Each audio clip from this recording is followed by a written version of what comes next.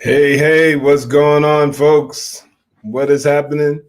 Eric Muldrow here with Code Red Conversations. Thanks for joining me today. I appreciate y'all who step in, who join me on your busy or maybe not so busy Saturday morning or afternoon, I guess, depending on what time zone you're in.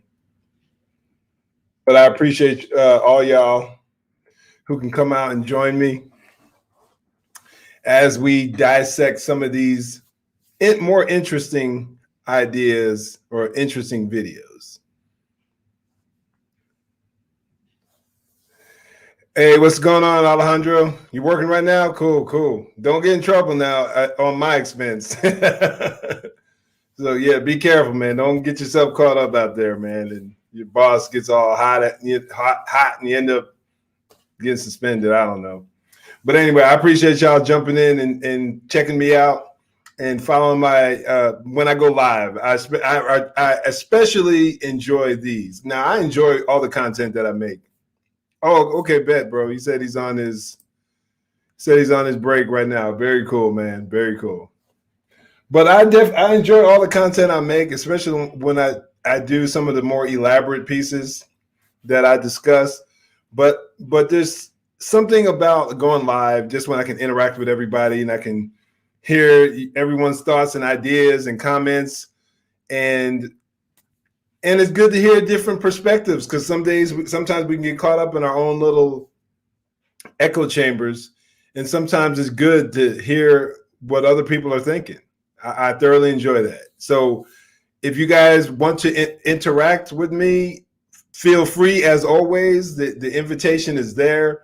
Jump on in, enjoy the conversation, enjoy the dialogue, and hopefully this, and as is always the case when I do my live videos or when I do any of my content, there's always an educational purpose at the core. When it's all said and done, that is always my primary goal, is to teach and educate, because there's so many people who have unrealistic expectations of law enforcement. So many people have unrealistic expectations. So I try to take my time, my experience, all the things I've learned over a 20-year law enforcement career. And for those of you who don't know, my time working as a corrections officer for one of the state prisons in Indiana, maximum security prison, Westville Correctional Center, as a matter of fact. My time working for the Clark County Detention Center here in Las Vegas, and patrolling the streets, all part of Las Vegas Metropolitan Police. And throughout the course of those years, I worked in the capacity of on the emergency reaction team when I was at the prison. I worked as a transportation officer, a gang intelligence officer in the county jail, on the crisis intervention team who deals with suspects, should be officers, but it deals with suspects or citizens who are dealing with a mental health crisis. I was a firearms instructor. I was an active shooter instructor. I was a defensive tactics instructor. So I try to take all those areas of experience, not to mention I was a soldier in the Army. I was a combat medic. I've been a practicing martial artist most of my life, not as frequently lately, but sometimes when you do some things for a long time, you're surprised at how much you remember. And I'm thankful of the fact that I still have a lot of those things in the back of my mind here. Okay, Jeannie, I appreciate it, though. Definitely. The video will be up on Facebook almost instantly, if I'm not mistaken. And you can catch it also on YouTube at a later date. But thanks for stopping by anyway. But anyway, so I take that experience, I take the things that I've learned over the years, to not just being on patrolling the streets, not just working on the jail, but all the things that I learned over the years as an instructor. And I try to take those and I try to package them and present them to you in a short video or a live like this. And we can talk about these things, and people can learn. People can learn. That's my ultimate goal. So without further ado, let's just jump into the video that we're going to be discussing today. All right, where are we here? Okay. I'm going to read some of the details. Then we're going to get, I'm not going to go into all the details. I'm going to read just a little bit. The incident took place. This is a recent incident that took place in Hollister, California. At approximately 7:30 a.m. Well, let me make this a little bit bigger for y'all. Excuse me. Where am I at there? All right. At approximately 7:30 a.m., SCR 911, so I guess I don't know what that SCR is, but received a 911 hang-up call from a home located on the 1100 block of Kimberly Court. 911 hang-up is when someone calls 911 and then they hang up, and it could be for various reasons. It could be the fact that they don't want the person in the house knowing that they're calling 911. It could be kids are messing on the phone and one of the kids picked up the phone and called 911. But typically the dispatcher or the 911 call taker will give them a call back to make sure everything's okay. And if they don't hear a response, or even if they do hear a response, oftentimes they'll send a unit out anyway just to check and make sure that everything's cool, which I think is a great policy. It's a great policy to have. But just to give you a little background on a 911 disconnect or 911 hang-up call. When dispatchers attempted to call back, they received a request for help advising an adult family member was possibly violent and had access to kitchen knives. 2 officers arrived on scene and contacted the family members. As they were talking with the family member, the suspect approached the officer and refused to remove his hands out of his pockets. I will stop right there, and we will hear the 911 call, and we will watch the entirety of the video. And as always, I'll stop and comment every now and then with areas I think that might be important or just helpful. 911, how can I help you? Yeah, I'm calling because my brother's going crazy. He has mental issues and he's brand new. I can really go ahead and help him right away. He's going Kimberly? Yeah. He's going crazy right now. Okay, does he have any weapons with him? No, no. What type of mental illness does he have? I just like something else. He's like OCD, bipolar. Okay, and you said his name is Brandon?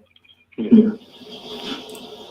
So you have someone who has mental health issues and he's threatening, bipolar. You can go from one extreme to the other when you're dealing with someone who is bipolar.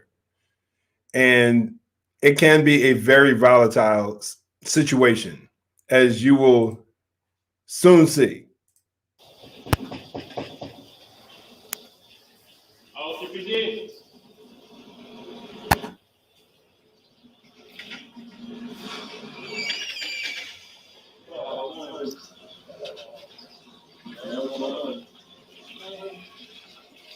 We had a major blowout this morning. My son is looking at this is my youngest son. My son ran in 2019, got mental health issues, and he's been going for 11 years. I let him back to the house to see if we can help him. He's been having a lot of problems. Yeah, he's kind of threatening me, you know, and doing things like running from the house. What does he suffer from? So far what we have, he says it's the son. This is the dad over here with the blue shirt and pajama bottoms on. It sounds as if he says that his son, there's an echo in the playback. Okay, let me see what I can do here. Hold on 1 second. Appreciate that, bro, so I can clear that up.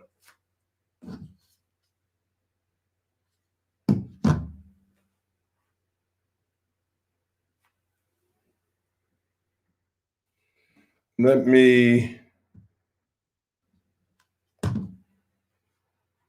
see here what I can do. Make sure that's not an issue.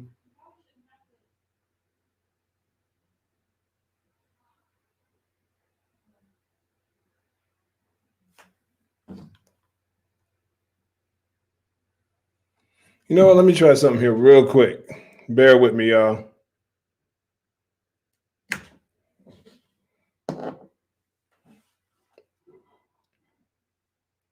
We'll try one more time here, and let me know if you hear if the echoes continues once the video gets going again. Let me know. And yeah, well, I just had to take it over. We'll talk to you right now, man. What's threatening anybody, man? We'll talk to you right now. Take your hands out of your pockets, please. How's it going now? How does it sound? Pockets, man. They're in your pockets, take them out. I'm fucking in my pockets, man. Fucking Hold bullshit, on, man. hold on. You've been going on for a couple hours, or? It's been going on for about a half hour now, 45 minutes, almost. He's been getting like, I don't know, been happening there. Almost. What is he diagnosed with? Well, right now it's just OCD and depression, but he's got something more else going on, I think. Does that sound good, gentlemen? Can y'all hear me? Is everything good on the audio?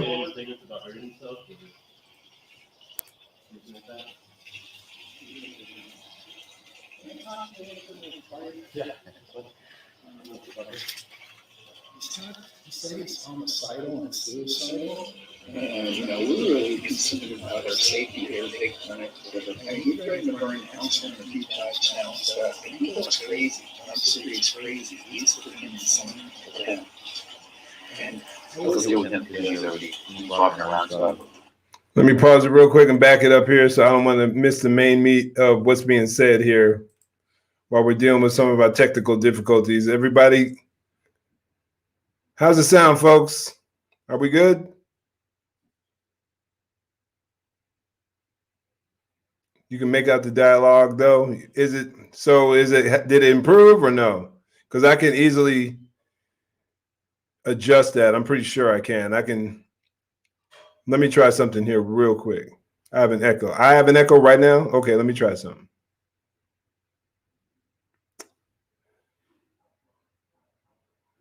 Okay, I'm gonna stop the screen share real quick.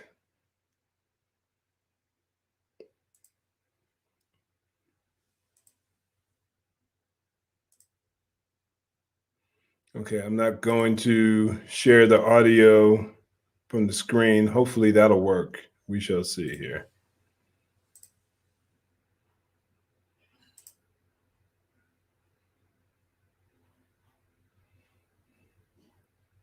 All right. Do I have an echo with my voice even now?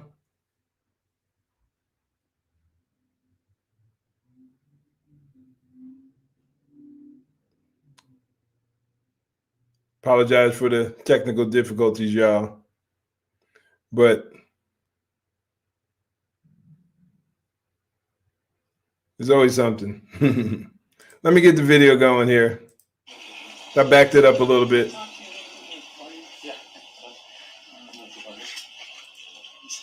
said he's homicidal and suicidal.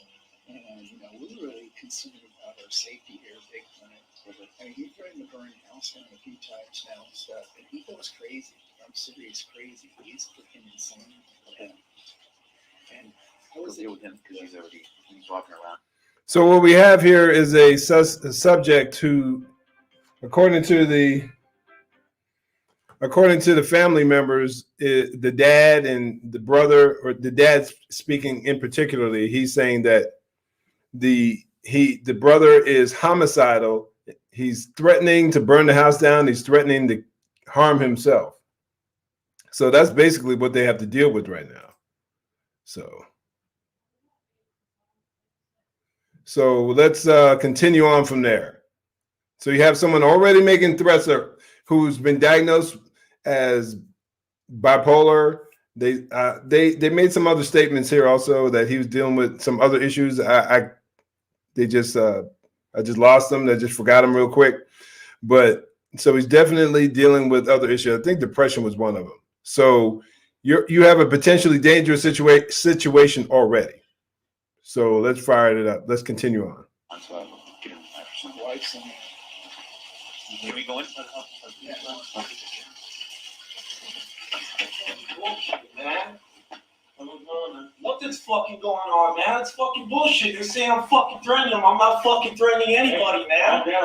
Calm down. It's fucking bullshit, man. Take it easy. So he's got his hands in his pockets. That's the first problem. The officer did mention that earlier when he initially came to the doorway.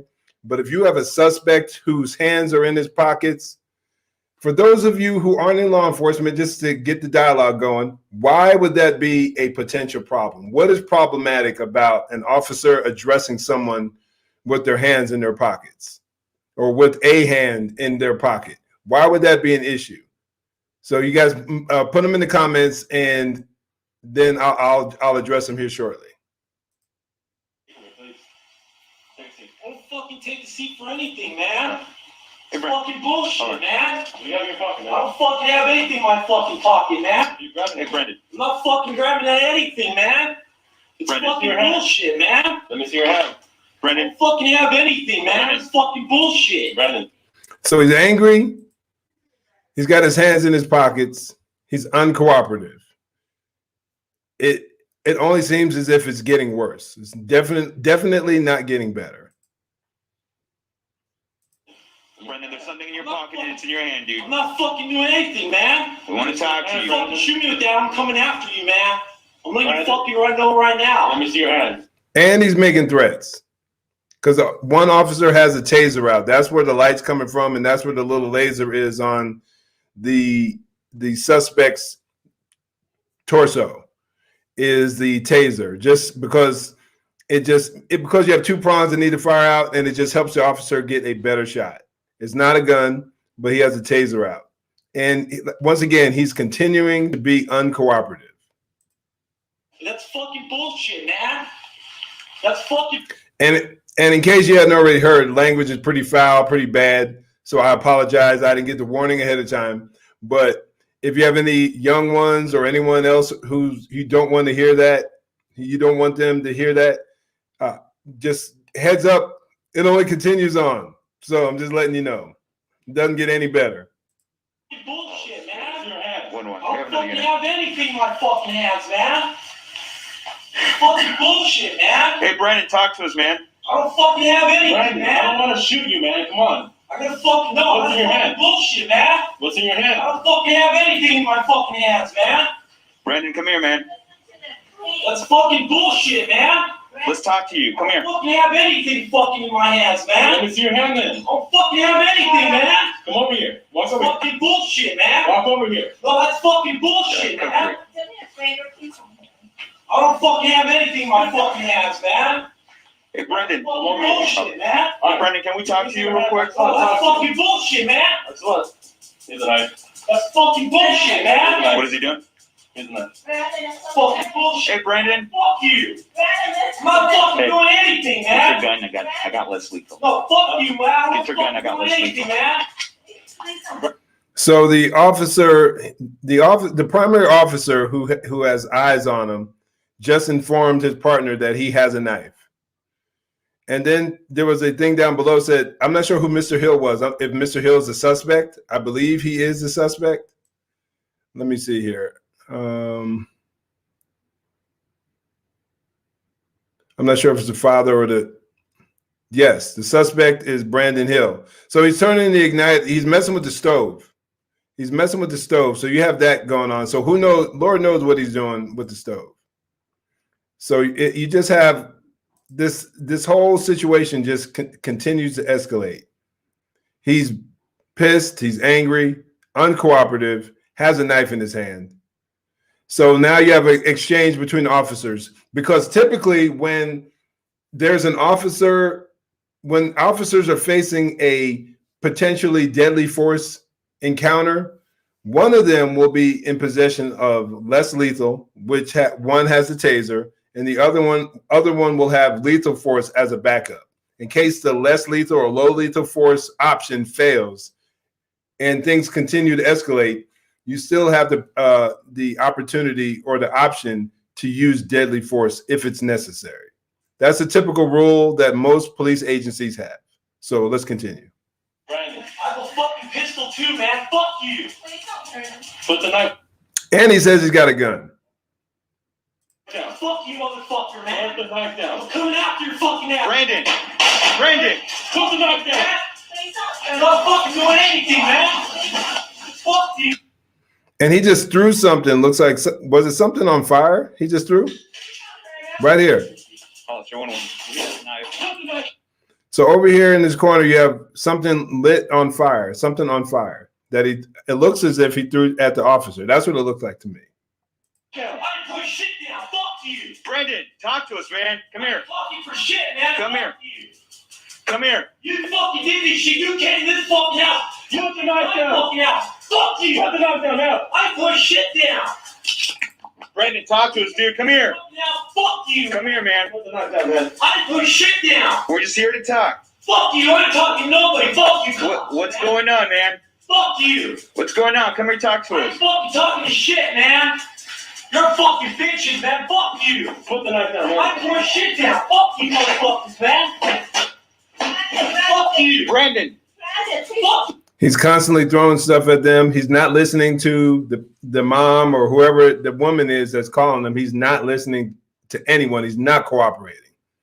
Multiple commands, requests for him to put the weapon down and comply, but he continues to refuse.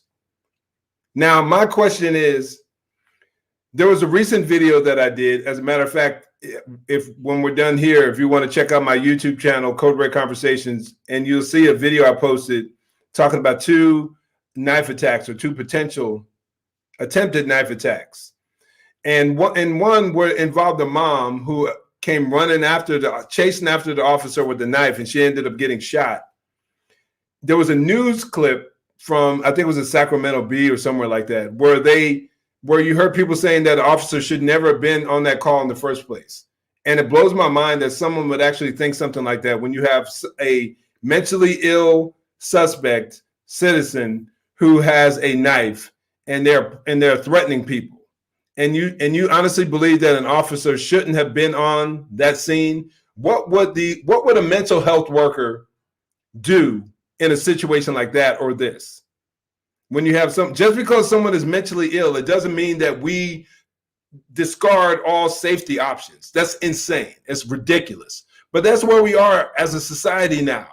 We've devolved to the point to where officers can almost do no wrong. Yes, hold the officers accountable when they do bad, when they use poor tactics. But the mentality with some people these days that an officer should never use deadly force if a person has a knife or if they're unarmed, like and it's like they can't be a possible threat. It's totally ridiculous. Totally ridiculous. You motherfuckers, man. Huh? I got fucking guns. Don't fuck with me, man. Let me see your hand. Again, he said he has a gun. For the record, multiple times he threatened them with a gun, and he has a knife in his possession. Fuck your shit. Fuck you. And there's still a fire on the floor behind the officer. Fuck you, motherfuckers, man. You motherfucker. Brendan. Man. Enough, Brendan. Put that Fuck shit you. down. Do not. Put that shit down I now. put fucking shit down, motherfucker. There's a fire. Fuck you. Brendan. Fuck you, man. Brendan, do not. Fuck you. Brendan. I put shit down. Fuck you, motherfucker. Back up, man. Fuck you. You motherfucker. Now, there's so many times in this video, I was so frustrated watching this video because there are so many times where I felt as if the officer who's the primary, where the body camera footage is coming from. It seemed to me, now I know he's in a very, very volatile, intense situation right now. It's clear. So I don't want to come down on him too toughly. Or maybe he's too tough. Or maybe he's concerned about the wall being there. I don't know. I don't know what his thought processes were or was at the time. But man, I'm like, tase this dude, man. Tase this guy, because this thing just continues to escalate. He becomes increasingly more aggressive. I just thought that you'll see as the video progresses, it just seems like there were so many opportunities for him to tase the officer, tase the suspect, and he didn't for whatever reason. I can't profess to read the guy's mind, but it just seemed it bugged me. It bugged me a bit. Fuckers, man. Brendan. Oh, fuck you. Shit down. Brendan? Fuck you, man.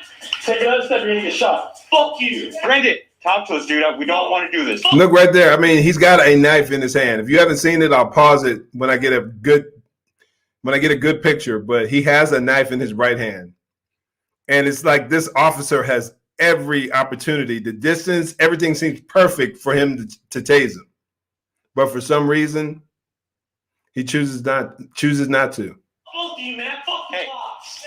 You see the knife in his hand right here, a little blurry. Not the greatest picture, but as the video progresses, you'll see it's bigger than that. It's bigger than that image displays. Put the knife down, dude. Fuck you, motherfuckers, man.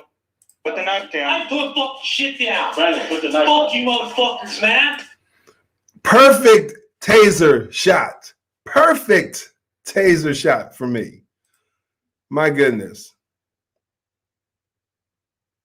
No, Nisha, he's pointing a taser. That officer right here, the primary officer who's where the camera is who has the body camera, he is in possession of a taser. That's what that light is. That laser helps the officers who have tasers make a more accurate shot. The other officer who's near the fireplace, he's the one with the gun. All right, let's continue here. Brendan. No, fuck you, Talk to man. us, dude. Who's on fire behind you over there? I don't fuck you shit, man. Fuck you. Oh, start medics. Fuck you, man. To state. Fuck you. I put Brendan, fucking shit Brendan, down, man. Fuck you, Brendan, motherfucker, Brendan. man. Hey, Fuck you. we just want to talk to you, man. Come here. Fucking shit, man. Fuck you, motherfuckers, man. You ain't fucking shit, man. Stop. Brendan. No, fuck you, motherfuckers, man. Hey, Brendan, we got a fire. I don't want to shoot you, We man. got a fire. Hold on. I don't fucking care. Fucking shoot me. We'll get the fucking world, right? Fuck you, motherfuckers. And you have a fire going on the floor right behind him. I mean, this situation is just about as bad as you can get.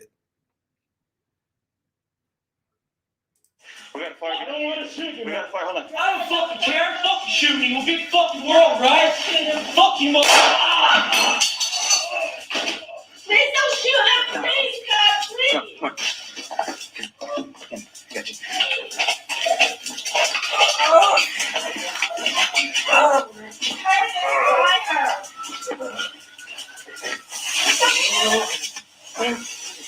Oh, 311.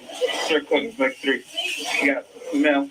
The shot. I want to shoot you, man. I don't fucking care. Fucking shoot me. We'll get the fucking world, right?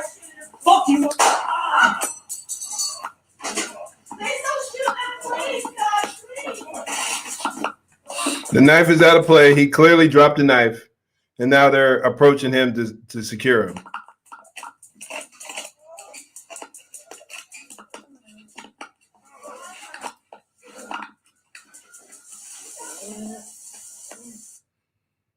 All right.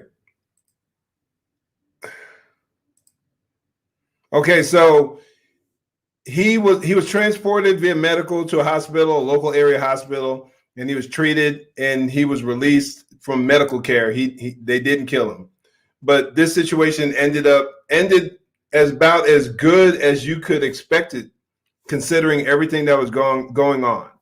You have a suspect, once again, as I repeated throughout the course of the video, because I don't know when people jumped in and stopped by, but just throughout the course of this video, you have a suspect who is just refusing to be compliant, who's approaching, and is becoming increasingly aggressive, and he approaches the officer in a threatening fashion, moving towards him like he's about to do a little something, and you have a fire going on behind him on the floor. The officer had to shoot him. He shot him. He aimed at center mass and with the goal of shooting to stop the threat. Once again, officers don't shoot to kill. They shoot to stop the threat. That's why they aim for center mass, the largest target on the body. That's why they don't try to shoot him in the leg, which is ridiculous. And that's a matter of fact, I have a video that that'll be coming out shortly. Hopefully I'll have it out this week that addresses the ridiculous idea of shooting someone in the leg and believing that that'll end all problems. I'm hoping that once this video comes out, not this one, but the one I'm working on, once that comes out, that'll dispel the argument. But There are always your people out there who are quick to want to discount what the police say. But what do you guys think about this video here? What are your thoughts? I see a few of y'all quoted. Yeah, Jazz, it's very heartbreaking. It's very sad. You have a person who's dealing with mental health problems who needs help, unquestionably. He needs help. But at the same time, he's posing a threat to his family. He's posing a threat to the officers. And there's only so many things you can do. There's only so much you can do with an uncooperative and potentially deadly suspect. The officer's hands were tied. So I'm with you on that. It's very tragic.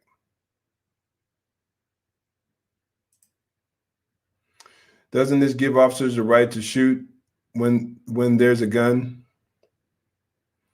Yeah, he made the claim that there was a gun. Initially, when they arrived on the scene, he had his hands in his pockets and he wouldn't show them there. The officer requested that he pull his hands out of his pockets. He refused. They went in the house. Again, they tried to get him to cooperate, get him to sit down. He refused to cooperate. And you saw everything else that went on. They just escalated from there. But he made the claim, he made the threat. I would say this, the mere fact that there was a knife present and the distance, how close they were to each other, increased the likelihood that it was going to end poorly because it was obvious that he wasn't going to comply. He said he had a knife.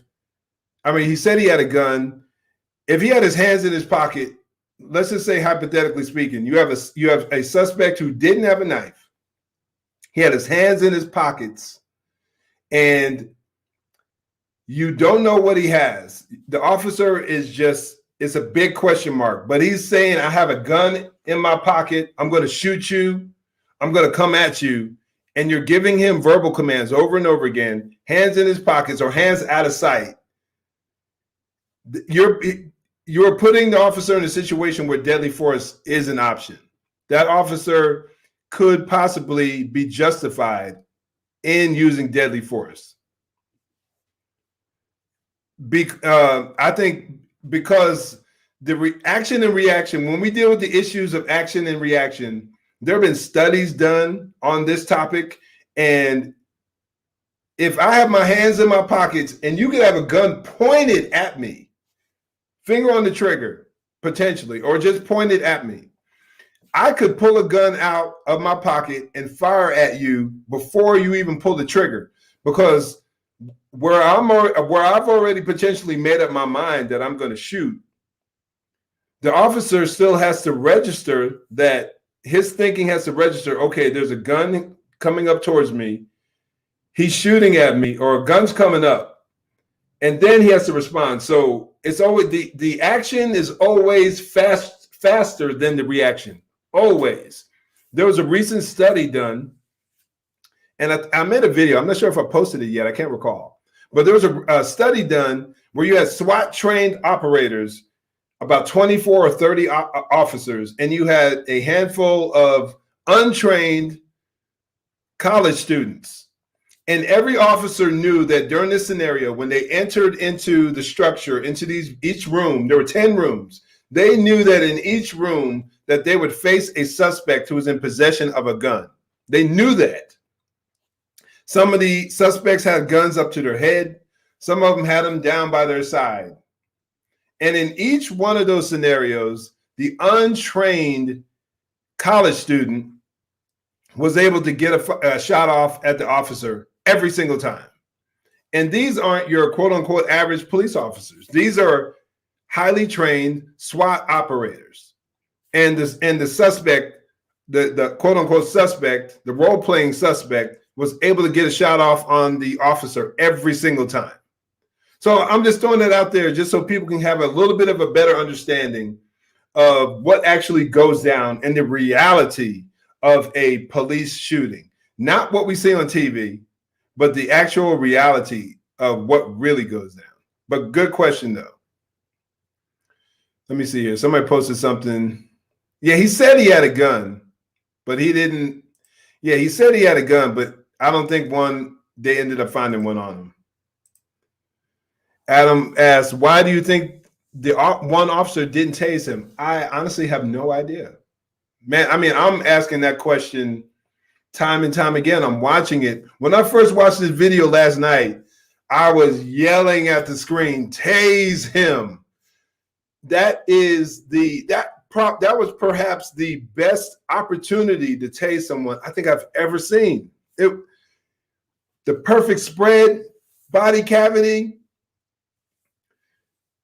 Maybe he was hoping that he could get him to cooperate, but they had already been there 5 minutes, repeating over and over again for him to put the weapon down, put the knife down. He's going off. He's cussing him out. He's talking crazy to him. He's non-compliant. He's threatening.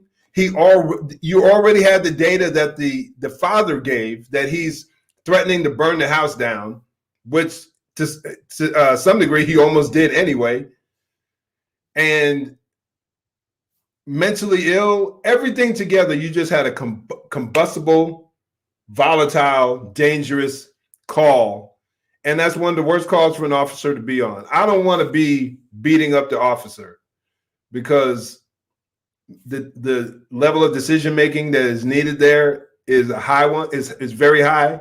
But at the same time, I'm looking at that. I'm like, man, tase this dude. Maybe it'll work. Maybe it won't. And maybe he's concerned about things escalating if he tries to tase them and it causing things to be worse. I don't know. And who knows what was going through his head. I would love to know. But you got to wonder, in light of all of the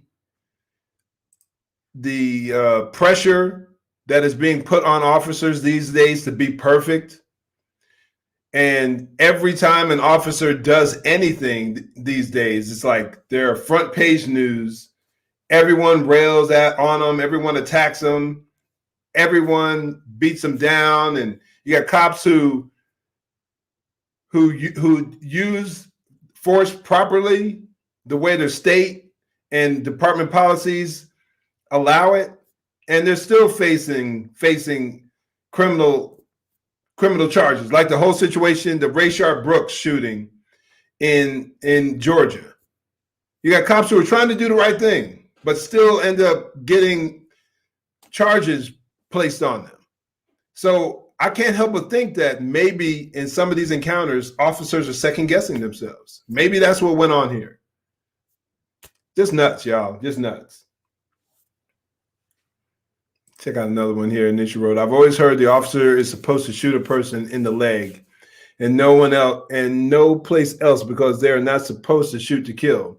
So it's good that you'll be speaking on that. Right. That whole idea is, I don't know where that came from. I'm honestly thinking that came from TV. That's something you see in the movies. I remember years ago watching Lethal Weapon, one of my all-time favorite movies, and probably the movie that really pushed me over the edge and wanting to be a cop, because back then I wanted to be Danny Glover, not Danny Glover. He was corny. He was old Roger Murtaugh. There was nothing about him I liked. But Mel Gibson was so cool in that movie. Former soldier, special forces guy, martial arts. I started doing karate, as a matter of fact, after watching that movie. I just thought Mel Gibson was the man back then. Anyway, I can get caught. Don't get me talking about Lethal Weapon. I get lost over here on y'all talking about that movie. Anyway, but I remember there was a scene in there because Roger was complaining to Riggs about all the people he was killing. And then they were dealing with somebody and Roger shot him in the leg. And he's like, see that? He's bragging. See that? I just shot him in the leg. Everything's good. No one's dead and all this kind of stuff. But then I think the guy ended up pulling out a gun again anyway, or something along those lines. And that is more true than people realize. The whole concept, there's so many problems that can come from shooting someone in the leg, potentially. You have a smaller target. You have, as a matter of fact, another thing, make a little note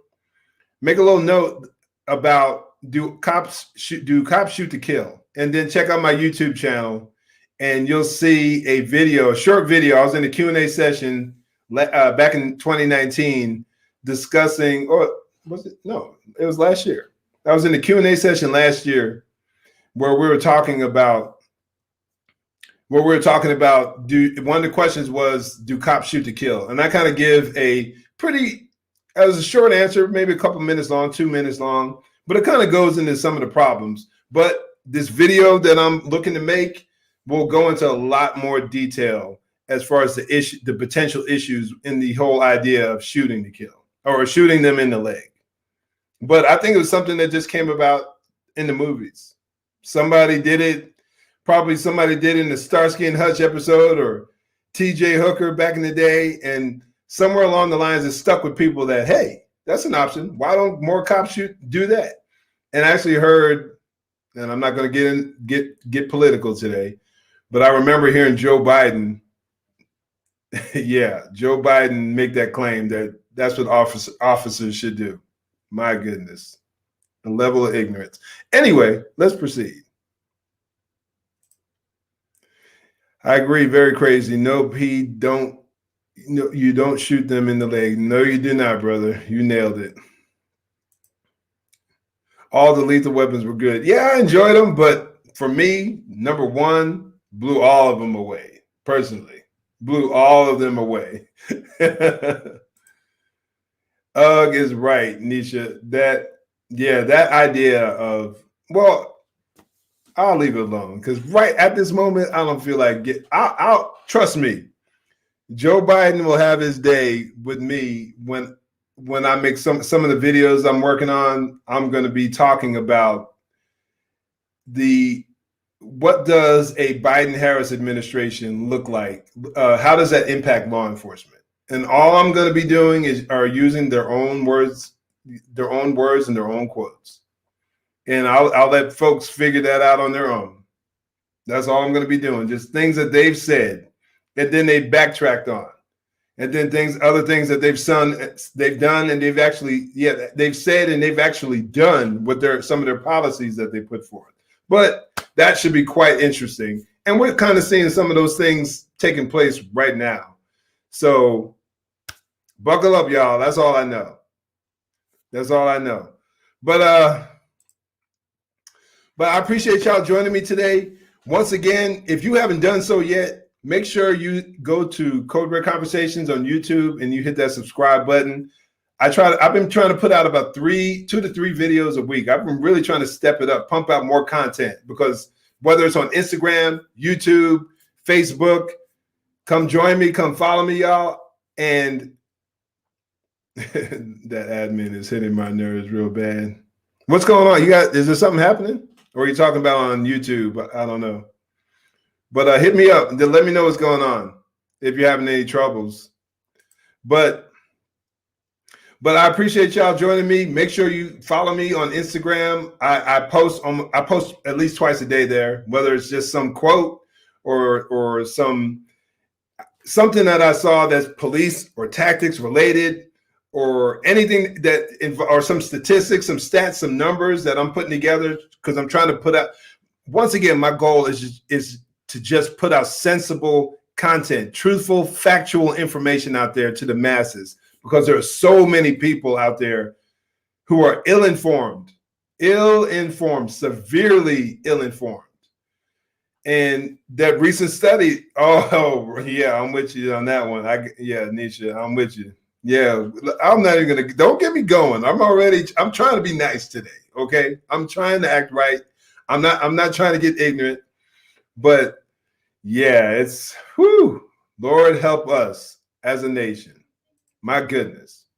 But yeah, once again, I try to put out at least 2 pieces of content on Instagram on a daily basis, and always with the mindset of just informing people. So if you get something, you find it interesting, please share it. Now, I know it's tough for everyone because some of y'all don't want to be confrontational. I get it. But if you see something that you think you can share without getting attacked or pounced, even though I still think it's a good fight, a good battle to jump into, because it's the battle of truth. It is a battle against lies and manipulation. There are people right now who hate the police solely based on the mainstream media narrative. Solely based on the mainstream media narrative. And based on lies or based on exaggerations of fact. And we have to do everything that we can, because as much as the concept of defunding the police, you heard people kind of backtracking on those statements when they saw it wasn't politically helpful.